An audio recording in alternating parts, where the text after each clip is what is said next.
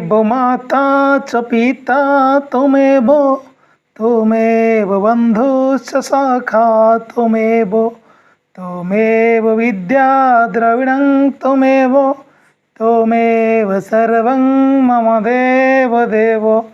मु आस्ट्रोलॉजर चिन्मय समस्त को नमस्कार करुच्ची। आज आम भगवद गीता पढ़ा। आपण मैंने घरे पढ़े और भगवद गीता शुणु आप केमी पढ़ा भगवद गीता। समस्त को धन्यवाद भगवद गीता शुणुवर। जो मैंने फॉलो करना फॉलो कर दिंतु, चैनल को लाइक शेयर सब्सक्राइब कर दिंतु।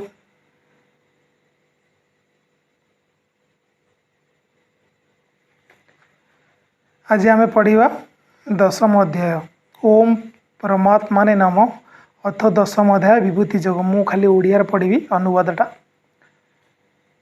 श्री भगवान कहले, भगवान हे महाबाहु, मोर परम रहस्य प्रभावयुक्त वचन शुणी थरे श्रवण कर।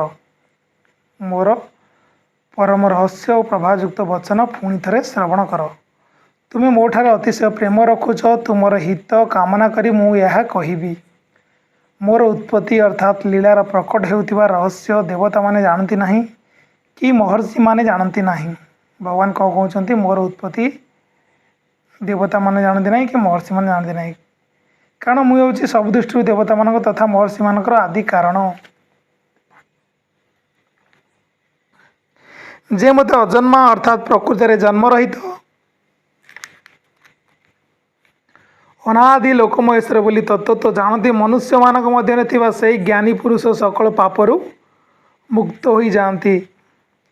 निश्चय करने शक्ति, यथार्थ ज्ञान, असमूढ़ता, क्षमा, सत्य, इंद्रिय संयम, मनो निग्रह तथा सुख दुख उत्पत्ति, प्रलय, भय, अभय एवं अहिंसा, समता, संतोष, तप, दान, कीर्ति, अपकीर्ति प्राणी मानकर एहीपरि जो नाना प्रकार भाव रही सेगुड़ी को मोठारू ही उत्पन्न होती। संसार ही समस्त प्रजा जो मान उत्पन्न होती से सप्त महर्षि और सेमानक पूर्व जात होता सनक आदि चारि कुमार तथा स्वयंभू आदि 14 मनु मो संकल्प उत्पन्न होती। ये समस्ते मोठारे श्रद्धा भाव रखती। भगवान ठारे समस्ते श्रद्धा भाव रखती। जो पुरुष मोर ही परम ऐश्वर्य रूपी विभूति और जोग शक्ति को तत्व तो जानती से निश्चल भक्ति जोग द्वारा युक्त हो जाती। एथिरे कौनसी संदेह नहीं। मु वासुदेव ही समस्त जगतर उत्पत्तिर कारण और मो द्वारा ही समस्त जगत प्रभुत्व होपरी बुझी श्रद्धायुक्त भक्तियुक्त बुद्धिमान भक्त माने मोते अर्थात परमेश्वर को निरंतर भजन करती। निरंतर मोठारे मन लगाई मोठारे ही प्राण अर्पण कर भक्त माने मो भक्ति संबंध में चर्चा करी मोर प्रभाव विषय परस्पर आलोचना करी एक अरेक को बोध कराई तथा मोर गुण और प्रभाव सहित मो विषय कथाभाषा करी ही निरंतर संतुष्ट होती और मोठारे ही निरंतर रमण करती। निरंतर मोर ध्यान आदि लगी रहुथिबा तथा प्रेमपूर्वक भजन करुथिबा सेही भक्त मानकु मु सेही तत्वज्ञानी रूपे जोग प्रदान करे, जहाद्वारा से माने मोते ही प्राप्त हुअन्ति। हे अर्जुन, सेमानक उपर अनुग्रह करने सेमानकर अंतःकरण अवस्थित होई मु निजे ही आलोकमय तत्वज्ञानी रूपी दीप द्वारा सेमानकर अज्ञान जनित अंधकार को नाश कर दिए। अर्जुन बात अर्जुन कौन कहले, आपण परम ब्रह्म परम धाम और परम पवित्र अटंती, कारण आपण को सकल ऋषि सनातन दिव्य पुरुष एवं देवता मानकर मध्य आदिदेव अजन्मा और सर्वव्यापी बोली कहती।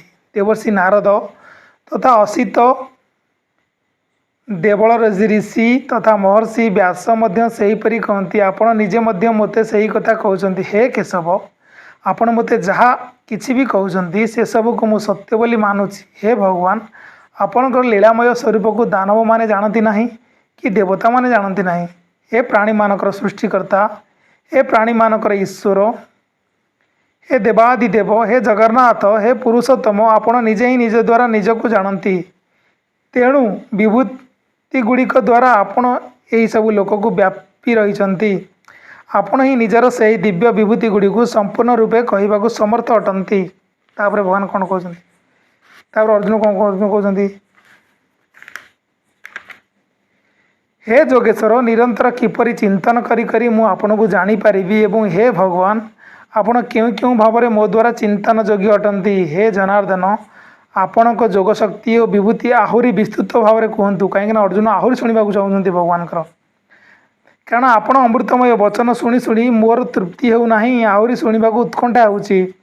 ଶ୍ରୀ ଭଗବାନ କହିଲେ, ହେ କୁରୁଶ୍ରେଷ୍ଠ, ମୋର ଯେଉଁ ସବୁ ଦିବ୍ୟ ବିଭୂତି ରହିଛି ସେଗୁଡ଼ିକୁ ତୁମକୁ ମୁଖ୍ୟ ଭାବରେ ବର୍ତ୍ତମାନ କହିବି, କାରଣ ମୋ ବିସ୍ତାରର ଅନ୍ତ ନାହିଁ।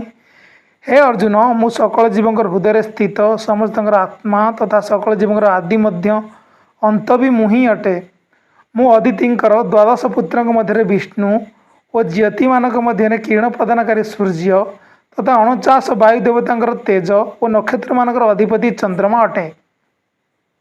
ମୁଁ ବେଦମାନଙ୍କ ମଧ୍ୟରେ ସାମବେଦ, ଭଗବାନ କହୁଛନ୍ତି ବେଦମାନଙ୍କ ମଧ୍ୟରେ ସାମବେଦ, ଦେବତାମାନଙ୍କ ମଧ୍ୟରେ ଇନ୍ଦ୍ର, ଇନ୍ଦ୍ରିୟମାନଙ୍କ ମଧ୍ୟରେ ମନ ଓ ପ୍ରାଣୀମାନଙ୍କର ଚେତନା ଅର୍ଥାତ୍ ଜୀବନ ଶକ୍ତି ଅଟେ। ମୁଁ ଏକାଦଶ ରୁଦ୍ରଙ୍କ ମଧ୍ୟରେ ଶଙ୍କର,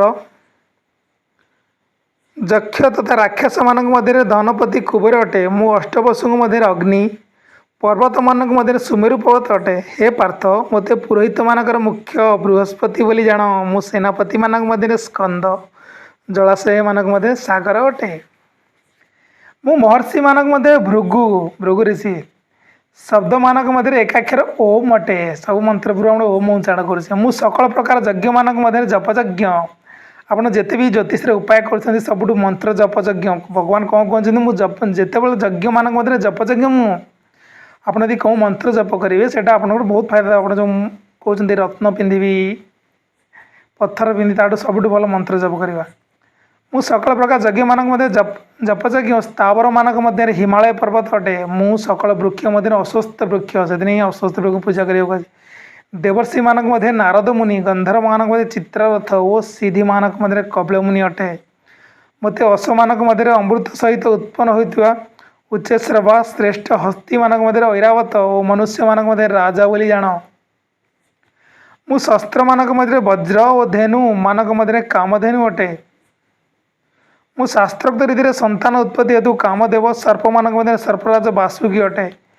ମୁଁ ନାଗମାନଙ୍କ ମଧ୍ୟରେ ଶେଷନାଗ, ଜଳଚରମାନଙ୍କ ମଧ୍ୟରେ ସେମାନଙ୍କ ଅଧିପତି କୁବେର ଦେବତା ଏବଂ ପିତୃମାନଙ୍କ ମଧ୍ୟରେ ଆର୍ଯ୍ୟମା ନାମକ ପିତୃ ତଥା ଶାସକମାନଙ୍କ ମଧ୍ୟରେ ଯମରାଜ ଅଟେ। ମୁଁ ଦୈତ୍ୟମାନଙ୍କ ମଧ୍ୟରେ ପ୍ରହ୍ଲାଦ ଓ ଗଣନାକାରୀମାନଙ୍କ ମଧ୍ୟରେ କାଳ ତଥା ପଶୁମାନଙ୍କ ମଧ୍ୟରେ ମୃଗରାଜ ସିଂହ ଓ ପକ୍ଷୀମାନଙ୍କ ମଧ୍ୟରେ ଗରୁଡ଼ ଅଟେ। ମୁଁ ପବିତ୍ରକାରୀମାନଙ୍କ ମଧ୍ୟରେ ବାୟୁ, ଶାସ୍ତ୍ରଧାରୀମାନଙ୍କ ମଧ୍ୟରେ ଶ୍ରୀରାମ ତଥା ମତ୍ସ୍ୟମାନଙ୍କ ମଧ୍ୟରେ ମଗର ଓ ନଦୀମାନଙ୍କ ମଧ୍ୟରେ ଗଙ୍ଗା ଅଟେ। ହେ ଅର୍ଜୁନ, ସୃଷ୍ଟିମାନଙ୍କର ଆଦି ଓ ଅନ୍ତ ତଥା ମଧ୍ୟ ବି ମୁଁ ଅଟେ। ମୁଁ ବିଦ୍ୟାମାନଙ୍କ ମଧ୍ୟରେ ଆଧ୍ୟାତ୍ମିକ ବିଦ୍ୟା ଅର୍ଥାତ୍ ବ୍ରହ୍ମବିଦ୍ୟା ଏବଂ ଶାସ୍ତ୍ରମାନଙ୍କ ପାଇଁ ଶାସ୍ତ୍ର ପାଇଁ ପରସ୍ପର ବାଦ କରୁଥିବା ଲୋକଙ୍କ ମଧ୍ୟରେ ତତ୍ତ୍ୱ ନିର୍ଣ୍ଣୟ ପାଇଁ କରାଯାଉଥିବା ବାଦ ମଧ୍ୟ ମୁଁ ଅଟେ। ମୁଁ ଅକ୍ଷରମାନଙ୍କ ମଧ୍ୟରେ ଅହକାର, ସମାସମାନଙ୍କ ମଧ୍ୟରେ ଦ୍ୱନ୍ଦ୍ୱ ନାମକ ସମାସ ଅଟେ। ମୁଁ ଅକ୍ଷୟ କାଳ ଅର୍ଥାତ୍ କାଳର ମଧ୍ୟ ମହାକାଳ ଅଟେ। ସକଳ ଦିଗରେ ମୁଖ ଥିବା ସମସ୍ତଙ୍କର ଧାରଣ ପୋଷଣକାରୀ ମଧ୍ୟ ମୁଁ ହିଁ ଅଟେ। ମୁଁ ସମସ୍ତଙ୍କୁ ବିନାଶ କରୁଥିବା ମୃତ୍ୟୁ ଏବଂ ଉତ୍ପନ୍ନ ହେବାକୁ ଯାଉଥିବା ସମସ୍ତଙ୍କର ଉତ୍ପତ୍ତିର ହେତୁ ତଥା ନାରୀମାନଙ୍କ ମଧ୍ୟରେ କୀର୍ତ୍ତି, ଶ୍ରୀ ବାକ୍ ସ୍ମୃତି, ମେଧା, ଧୃତି ଓ କ୍ଷମା ଅଟେ।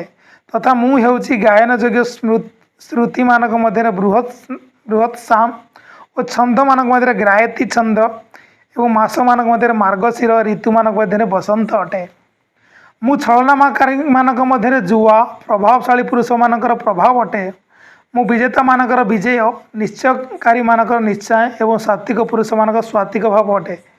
ମୁଁ ବିଷ୍ଣୁବଂଶୀମାନଙ୍କ ମଧ୍ୟରେ ବାସୁଦେବ ଅର୍ଥାତ୍ ମୁଁ ସ୍ୱୟଂ ତୁମ ସଖା ପାଣ୍ଡବମାନଙ୍କ ମଧ୍ୟରେ ଧନଞ୍ଜୟ ଅର୍ଥାତ୍ ତୁମେ ମୁନିମାନଙ୍କ ମଧ୍ୟରେ ବେଦବ୍ୟାସ, କବିମାନଙ୍କ ମଧ୍ୟରେ ବୁଦ୍ଧିମାନ ଶୁକ୍ରାଚାର୍ଯ୍ୟ ମଧ୍ୟ ମୁଁ ହିଁ ଅଟେ। ମୁଁ ଦମନକାରୀମାନଙ୍କ ମଧ୍ୟରେ ଦଣ୍ଡ ଅର୍ଥାତ୍ ଦମନ ଶକ୍ତି, ମୁଁ ବିଜୟକାମୀମାନଙ୍କର ନୀତି ଅଟେ। ମୁଁ ଗୋପନ ଯୋଗ୍ୟ ଭାବମାନଙ୍କର ରକ୍ଷକ ମୌନ ଏବଂ ଜ୍ଞାନୀମାନଙ୍କ ମଧ୍ୟରେ ତତ୍ତ୍ୱଜ୍ଞାନ ମୁଁ ହିଁ ଅଟେ। ଏବଂ ହେ ଅର୍ଜୁନ, ଯାହା ସକଳ ଜୀବଙ୍କର ବୀଜ ବା ଉତ୍ପତ୍ତିର କାରଣ ତାହା ବି ମୁଁ ହିଁ ଅଟେ। କାରଣ ଚର ବା ଅଚର ଏପରି କୌଣସି ବି ପ୍ରାଣୀ ନାହିଁ ଯେ କି ମୋ ବିନା ଥାଇପାରେ। ହେ ପରମ ତପ, ମୋର ଦିବ୍ୟ ବିଭୂତିମାନଙ୍କର ଅନ୍ତ ନାହିଁ। ମୁଁ ମୋ ନିଜ ବିଭୂତିର ବିସ୍ତାର ତୁମକୁ ଅତି ସଂକ୍ଷେପରେ କହିଲି। ଯେଉଁ ସବୁ ବିଭୂତିଯୁକ୍ତ ଅର୍ଥାତ୍ ଐଶ୍ୱର୍ଯ୍ୟଯୁକ୍ତ, କାନ୍ତିଯୁକ୍ତ ଓ ଶକ୍ତିଯୁକ୍ତ ବସ୍ତୁ ଅଛି ସେସବୁ ତୁମେ ମୋ ତେଜରେ ଆଂଶିକ ଅଭିବ୍ୟକ୍ତି ବୋଲି ହିଁ ଜାଣ। अथवा हे अर्जुन एते बहुत जानिबार तुमर की प्रयोजन कारण जे मु यही संपूर्ण जगत को निज जोगशक्ति अंश मात्र द्वारा धारण कर रही भगवान अंश मात्र द्वारा समस्त जगत जोगशक्ति धारण कर रही। ओम तस्त्री श्रीमद भगवद गीता विद्या योग शास्त्री श्री कृष्ण संवाद विभूति योग नाम 10 अध्याय। नमस्कार समस्त।